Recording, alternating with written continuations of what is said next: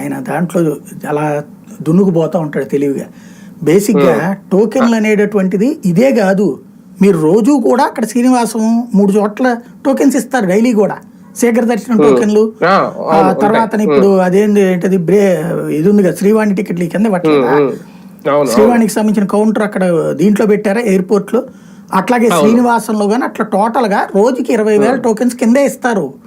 ఎందుకంటే వీళ్ళందరూ కొండపైకి వచ్చి టోకెన్ తీసుకుని మళ్ళీ కిందకు వస్తే టైం రేపటికి వచ్చింది అనుకోండి దర్శనం, రేపు సాయంత్రానికి వీళ్ళు కొండపైన అదంతా ప్యాక్ అయిపోతుంది కదా.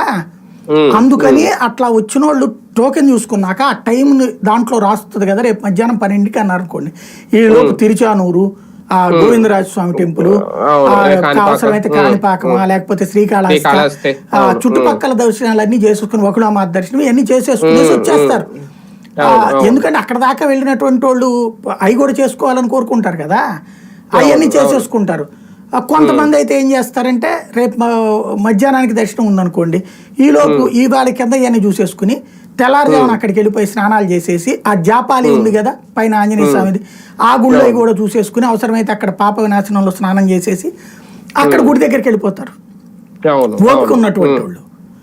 అది ఎప్పటి నుంచినో, ఎప్పటికీ కాదు ఎప్పటి నుంచినో 20,000 టోకెన్లు కింద ఇవ్వడం అప్పటి నుంచి జరుగుతోంది, ఇవాళ కాదు. అది ఒకప్పుడు అలిపిరి దగ్గరే ఇచ్చేవాళ్ళు టోకెన్స్. నేను అక్కడ ఉద్యోగం చేయడానికి వెళ్ళిన కొత్తలో అదేదో మిషన్స్ పని చేయట్లేదని